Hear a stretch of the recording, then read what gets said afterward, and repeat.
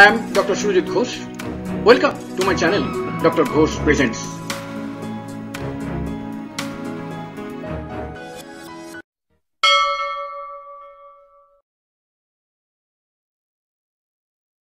Friends,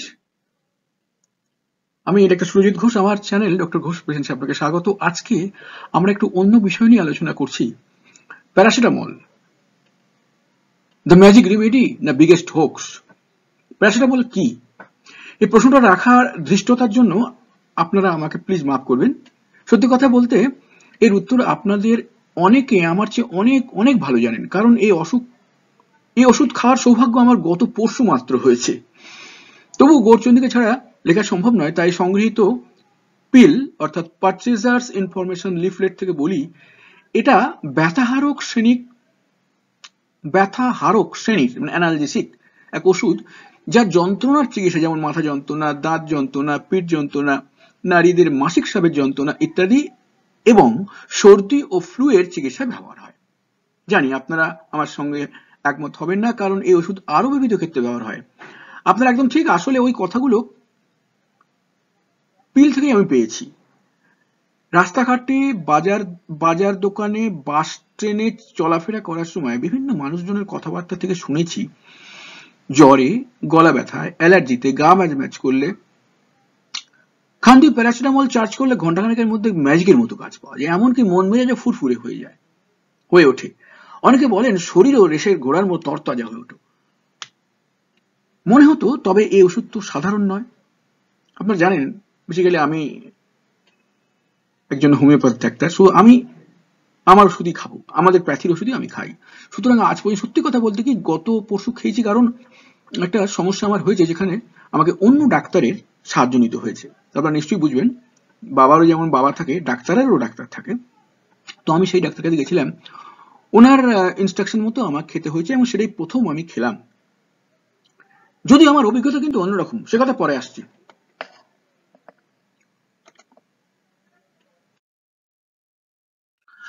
প্যারাসিটামলে কি কি উপাদান আছে? আবার সেই পিল থেকেই আসছি, পারচেজার ইনফরমেশন লিফলেট থেকে আমি জানতে পেরেছি প্যারাসিটামলের এইসব উপাদানগুলো রয়েছে। বাঁ দিকে উপাদানগুলো রয়েছে আর ডান দিকে তাদের নাম এবং তাদের কাজ। প্রথম হলো সক্রিয় উপাদান প্যারাসিটামল, যেটা কেমিক্যাল, যেটা অ্যাকচুয়াল রাসায়নিক পদার্থ, সেটার নাম প্যারাসিটামল বা অ্যাসিটোফিনামেন, আপনারা জানেন। ভুট্টা শর্করা এতে আছে।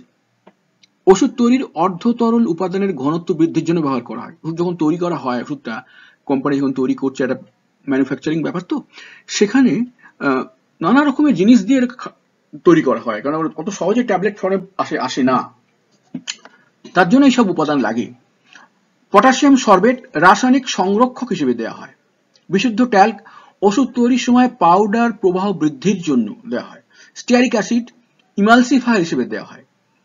পভিডন পলিভিনাইল পাইরোলিডোন পিভিপি, পলিভিনাইল পাইরোলিডোন, উচ্চারণ করতে আমারই দাঁত বয়ে যাচ্ছে, পিভিপি ওষুধ তৈরির সময় ছড়িয়ে পড়ার জন্য ইউজ করা হয় ও তরলে ভেসে থাকা এবং ট্যাবলেট বাইন্ডার হিসেবে ব্যবহার করা হয়।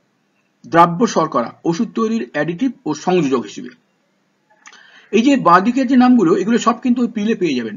ডান দিকের কথাগুলো কিন্তু আমি সংগ্রহ করেছি ইন্টারনেট থেকে, ওগুলো ওখানে ছিল না। প্যারাসিটামলের রাসায়নিক নাম কি? অ্যাসিটোমিনোফেন, এই নামে আমেরিকাতে এটা চলে।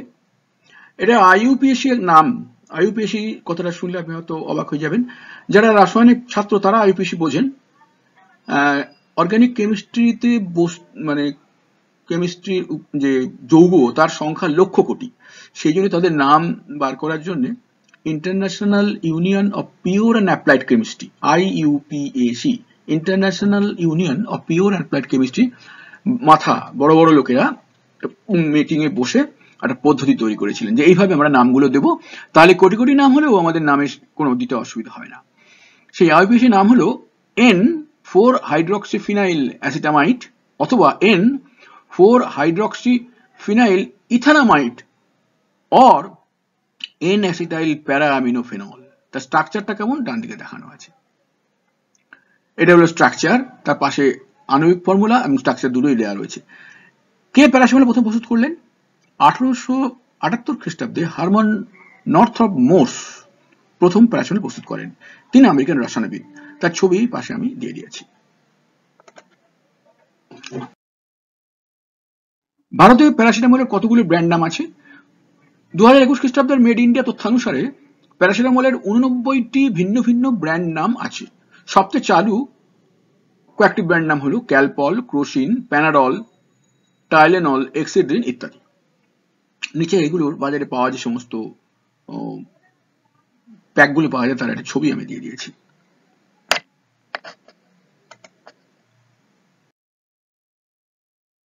এবার একটু বিষয়ান্তরে যাচ্ছি।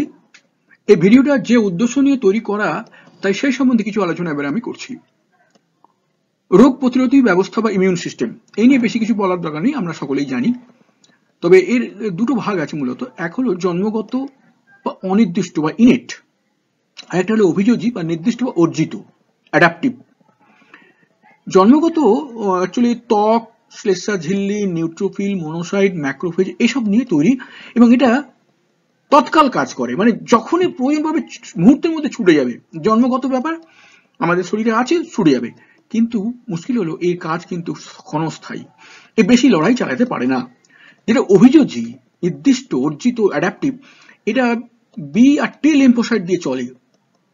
এ কিন্তু অদ্ভুত ব্যাপার, এ অতি দ্রুত ক্লোন উৎপাদনে সক্ষম। অর্থাৎ এই লিম্ফোসাইট একবার অ্যান্টিজেনকে চিনে নিয়ে তাকে মারার জন্য যে তার মার্কার দরকার সেটা নিজের গায়ে লাগিয়ে নিল। লিম্ফোসাইটটা লাগিয়ে নিয়ে ঘন্টা খানেকের মধ্যে একটা থেকে কয়েক মিলিয়ন ক্লোন তৈরি করে দেবে। আপনি জানেন ক্লোন মানে আইডেন্টিক্যাল সেল তৈরি করে দেবে, এবং সেই প্রত্যেকটা লিম্ফোসাইট তখন একটা অরিজিনাল লিম্ফোসাইটের মতো কাজ করবে এবং অ্যান্টিজেনকে নষ্ট করে দেবে। এই যে ইমিউন সিস্টেম, এটা দীর্ঘস্থায়ী, বহুমুখী এবং আমাদের সুস্থতা রক্ষক। এটাই কিন্তু, এটার জন্যই আমরা সারা জীবন ধরে সুস্থভাবে বেঁচে থাকতে পারবো, যদি এইটাকে আমরা ঠিক রাখতে পারি। কিভাবে প্যারাসিটামল শরীরে কাজ করে আমার খুব জানার ইচ্ছে ছিল। এটা এই জন্য আমি ইন্টারনেটে ঘাটাঘাটি করে একটা জায়গায় দেখলাম লেখা রয়েছে, সেটা আমি দিয়ে দিয়েছি। ওয়েবসাইটের নাম nhs.uk। এরা বলছে, how does paracetamol work? Paracetamol seems to work by blocking chemical messengers in the brain that tells us we have pain. Bangla করলে দাঁড়ায়, বোধহয় প্যারাসিটামল আমাদের মস্তিষ্কের সেই রাসায়নিক সংবাদ বাহককে রুদ্ধ করে যা আমাদের মস্তিষ্ককে জানায় যে আমাদের শরীরে ব্যথা আছে। নিচের দিকে আবার বলছে, paracetamol also reduces fever by affecting. এটা আরো নিচের দিকে রয়েছে, আমি এখন এই নিচের অংশটা পড়ছি, উপরটা হয়ে গেছে আমাদের। Paracetamol also reduces fever by affecting the chemical messenger in an area of brain that regulates body temperature. এটার অনুবাদ করে দাঁড়ায়, প্যারাসিটামল জ্বর কমায় মস্তিষ্কের সেই অঞ্চলের রাসায়নিক সংবাদ বাহকদের প্রভাবিত করে যা দেহের উষ্ণতা নিয়ন্ত্রণ করে। ব্যাপারটা একটু বুঝে নিন, তাহলে কি দাঁড়ালো। যখন আমার শরীরে ব্যথা আছে, তখন সেই ব্যথার কারণের পেছনে না গিয়ে সে করলো কি, ব্রেনের যে আমাকে সংবাদ দিয়েছে তোমার ব্যথা আছে, সেই সংবাদ বাহকটাকে রুদ্ধ করে দিল। এটা কি এক ধরনের প্রতারণা হলো না? আমার শরীরে যদি কোথাও ব্যথা থাকে, তার মানে সেখানে কোনো ইনফেকশন বা ইনফ্লামেশন বা কিছু একটা আছে, যেটার আমি ওষুধ, এমন একটা ওষুধ খাবো যে সেইটার জন্য কার্যকরী ধাপ নেবে। তা না করে সে আমায় করলো কি, মস্তিষ্কে গিয়ে সংবাদ বাহককে রুদ্ধ করে দিল, আমার আর ব্যথা কোনো ফিল নেই। অদ্ভুত ব্যাপার দেখুন, এটা এক ধরনের চিটিং। কিন্তু ঠিক সিমিলারলি যখন আমার জ্বর হলো, সেখানেও একই ব্যাপার। কোনো না কোনো আমার জ্বর যখন হয়েছে, একটা ইনফেকশন কিছু একটা হয়েছে, কিছু একটা ইরিটেশন হচ্ছে, কিছু হয়েছে, মস্তিষ্কের সংবাদ বাহককে দিয়ে দেহের উষ্ণতাকে নিয়ন্ত্রণ করে দিল। অর্থাৎ অসুখের যে মূল কারণ সে কিন্তু সেখানে বসে রইল, জ্বর আপনার কমে গেল। এটা এই যে দুটো ব্যাপার আমি কিন্তু বারবার বলছি, ভালো করে একটু দেখুন, যদি বুঝতে পারেন তাহলে হয়তো বুঝবেন যে কি ধরনের প্রতারণা। মানে এটাকেই বলছি আমি হোক্স, এটাকেই আমি হোক্স বলেছি। প্যারাসিটামল কি ধরনের প্রতারণাটা আমাদের সঙ্গে করছে। সে কোনো কাজের কাজ করছে না, শুধু আমাদের সেন্সগুলোকে ড্যামেজ করে দিচ্ছে। ওইদিকে যা হওয়া সেটা হচ্ছে, তার পরবর্তী ক্ষেত্রে শরীর সে নিজের ব্যবস্থা করে। ওষুধের কোনো কাজ হচ্ছে না, শরীর তো নিজের ব্যবস্থা আছে, সেইভাবে সে হয়তো আস্তে আস্তে কমাবে। কিন্তু paracetamol as a medicine does nothing to combat the inflammation or combat the disease, কিচ্ছু করছে না সে। আরেক জায়গায় দেখলাম drugs.com/paracetamol.html সে লিখছে what is paracetamol?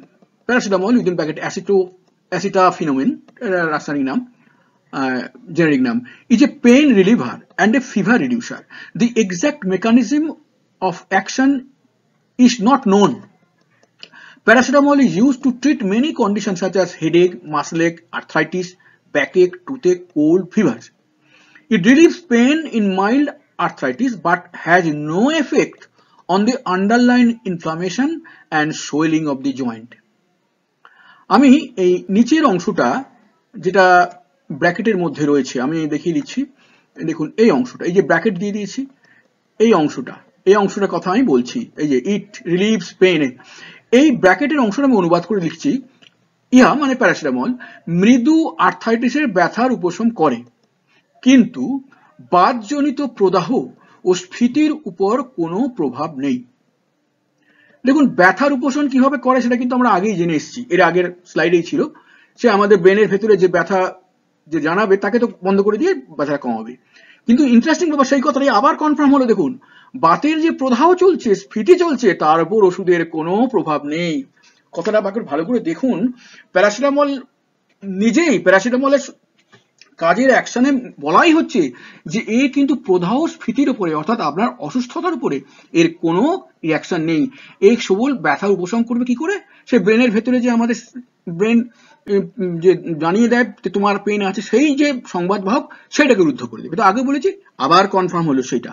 এবার শুধু ভাবুন যে প্রতারণা কিনা কনফার্ম একদম, যে প্যারাসিটামল খেয়ে আমরা যে আরাম পাচ্ছি। আরো একটা কারণ আছে, আমি একটু পরে বলছি।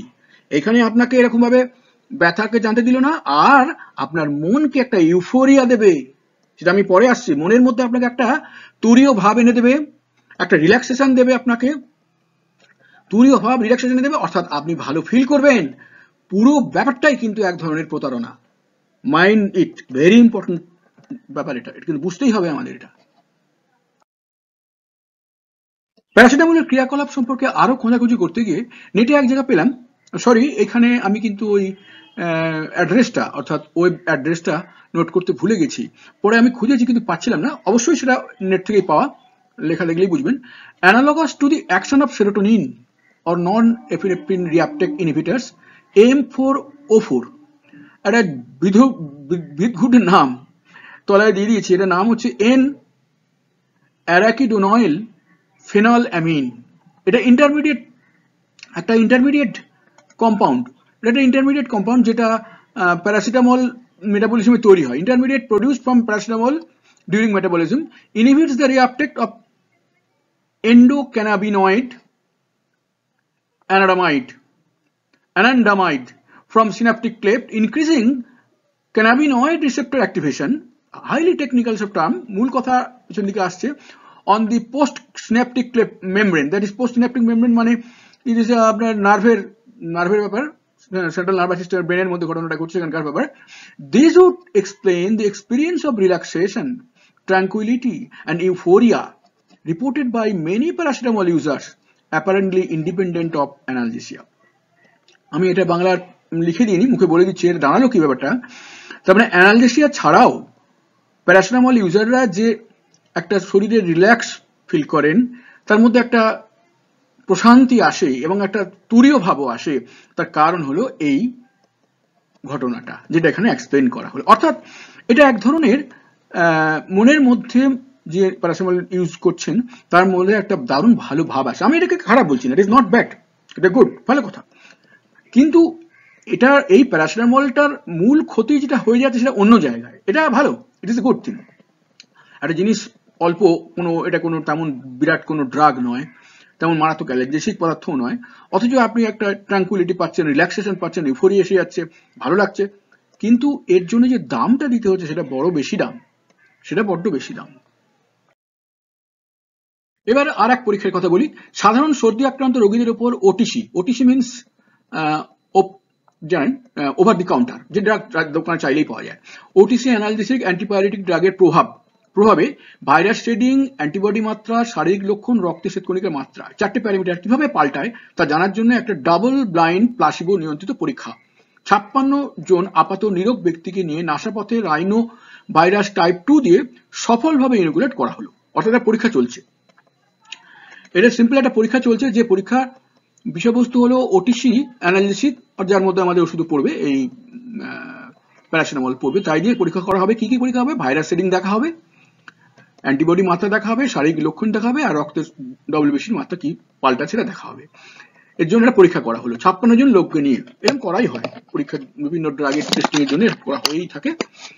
যাই হোক, এদেরকে রাইনো ভাইরাস 2 টাইপ 2 দিয়ে ইনোকুলেট করা হলো, অর্থাৎ এইটা ওদের শরীরের মধ্যে ঢুকিয়ে গেল নাসাপথে। এদের উপর অ্যাসপিরিন, অ্যাসিটামিনোফেন হলো আমাদের ওষুধ যেটা আমরা নিয়ে আলোচনা করছি, অর্থাৎ প্যারাসিটামল, আইবুপ্রোফেন, প্লাসিবো, এই 4টে জিনিসের পরীক্ষা চালানো হলো। 3টে ওষুধ আর একটা প্লাসিবো। প্লাসিবো মানে নো মেডিসিন। ইনোকুলেট করার 4 দিন পর থেকে তাদের ভাইরাস শেডিং শুরু হয়ে গেল। ভাইরাস শেডিং হচ্ছে আপনি যখনই কোনো ভাইরাল ইনফেকশন হবে আপনার শরীরে, আপনার মুখ, চোখ, নাক এবং শরীরের সমস্ত ওপেনিং দিয়ে ভাইরাস বেরোতে থাকবে, একে বলে ভাইরাস শেডিং। শুরু হয়ে গেল।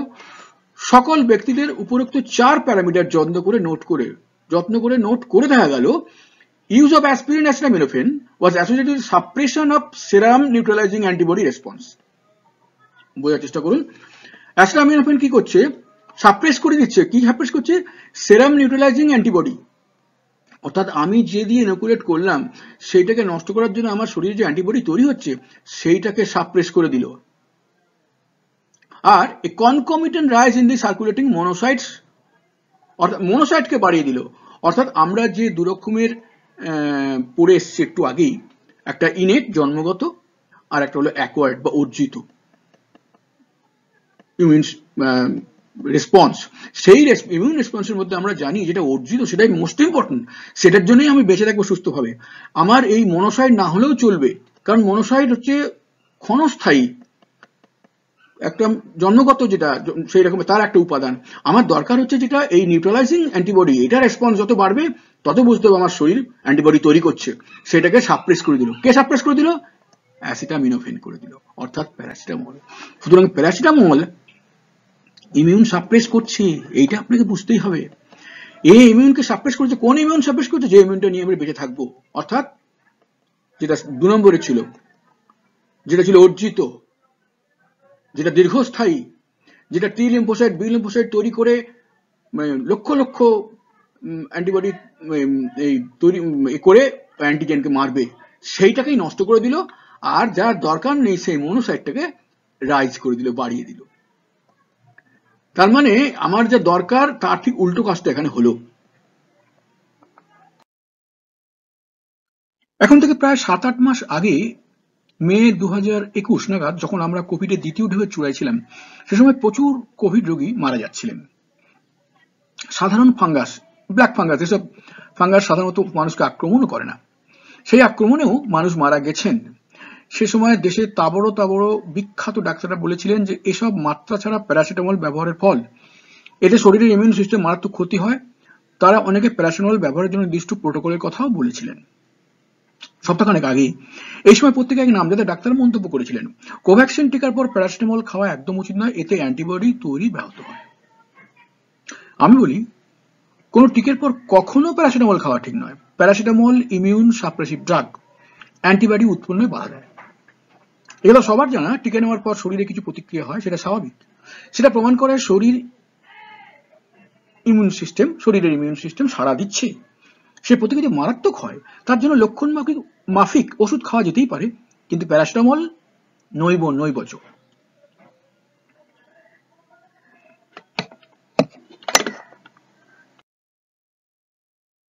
আজকাল টিভি, রেডিও, খবরের কাগজ খুললেই দেখা যাচ্ছে প্রচুর মানুষ দ্বিতীয় বা তৃতীয়বার কোভিড আক্রান্ত হচ্ছেন, এমনকি 2বার টিকা নেওয়ার পরও। খবর নিয়ে দেখা যাবে হয় এরা কথায় কথায় প্যারাসিটামল খাওয়ার অভ্যস্ত, বা টিকে নেওয়ার পর প্যারাসিটামল খেয়ে অজান্তে টিকের কাজে বাধা দিয়েছেন। বর্তমানে এক শ্রেণীর মডার্ন মেডিসিনের ডাক্তার একাধিক ওষুধের মধ্যে একটি প্যারাসিটামল সবসময় রাখেন, কারণ অন্য কোনো ওষুধ কাজ না করলে অগতির গতি প্যারাসিটামল তার নিজস্ব প্রভাবে অনেক লক্ষণই চেপে দিয়ে রোগীকে ভালো মুডে তুলে রাখার ক্ষমতা রাখে। আপনি এতেই খুশি। যদিও প্যারাসিটামল দিয়ে বাচ্চার জ্বর কমানো এমার্জেন্সি কেসে করার কথা, এই কথাটা দেখুন, প্যারাসিটামল দিয়ে বাচ্চার জ্বর কমানো এমার্জেন্সি কেসে করার কথা, এটা আমরা আজ থেকে 25 বছর আগেই, যখন আমরা হোমিওপ্যাথির ফাইনাল ইয়ারের ছাত্র ছিলাম, আমাদের মেডিসিনের ক্লাস নিতেন এক অ্যালোপ্যাথি ডাক্তার, তিনি বলেছিলেন যে প্যারাসিটামল দেওয়ার কথা যখন কোনো কিছুতে কাজ হবে না তখন জ্বর কমানোর জন্য। কিন্তু এখন তা শুরুতেই বারবার দেওয়া হয়, কারণ ম্যাজিকটা প্রথমেই হয়ে যাবে, ব্যাস সেরে যাবে, পেশেন্টে খুশি, ডাক্তারও খুশি। কিন্তু এটা করা যায় না, এতে বাচ্চাদের ইমিউন সিস্টেমের মারাত্মক ক্ষতি হয়। কিন্তু সে কথা কজন বোঝে? বর্তমানে অটোইমিউন ডিজিজ যেমন Crohn's disease, ulcerative colitis, rheumatoid arthritis, systemic lupus erythematosus প্রভৃতি খুব বাড়বাড়ন্ত। প্যারাসিটামল জাতীয় ওষুধ এর একটা কারণ হতে পারে, কারণ ইমিউন সিস্টেম বিকৃত না হলে অটোইমিউন ডিজিজ হতে পারে না। সামান্য কারণে ইমিউন সিস্টেমকে বারবার চেপে রাখলে, যেটা প্যারাসিটামল খাওয়ার মধ্যে করা হয়, তা বিগড়ে যেতেই পারে। মনে রাখুন, প্যারাসিটামলের কিন্তু নিজস্ব ক্ষেত্র আছেই, প্রচুর ক্ষেত্র আছে যেখানে ইমিউন কম্প্রোমাইজ পেশেন্ট প্রয়োজন হয়, যেখানে ইমিউন কম্প্রোমাইজ পেশেন্ট প্রয়োজন হয় সেখানে প্যারাসিটামল কাজ করুক, বিউটিফুলি কাজ করবে, দারুণভাবে কাজ করবে। ধরুন নানা রকম প্রয়োজন হতে পারে সেটা, কিন্তু এইভাবে মুড়ি মুরগির মতো এই ওষুধ ব্যবহার করা কখনোই উচিত নয়, কারণ তাতে একদম নিশ্চিতভাবে ইমিউন সিস্টেম ক্ষতিগ্রস্ত হবে। এর সঙ্গে আমার এই ভিডিও আজকে শেষ হলো। আপনার দেখার জন্য, শোনার জন্য অসংখ্য ধন্যবাদ। যদি সমস্তটা পড়ে আপনি বুঝতে পারেন যে হ্যাঁ, এটা একটা এখানে কাজের কিছু কথা বলা আছে, তাহলে আমার অনুরোধ রইল আপনি অবশ্যই এটা আপনার নিকট কাছের মানুষদের, যাদের আপনার ভালোবাসেন, যোগাযোগ আছে, তাদেরকে ফরওয়ার্ড করবেন, কারণ এটা খুব, এই ব্যাপারটা জানা সকলের খুব দরকার। অনেকে জানেই না, না জেনেই এই কাণ্ডটা এই প্যারাসিটামল খেয়ে চলেছে বা বাচ্চাদের খাইয়ে যাচ্ছে।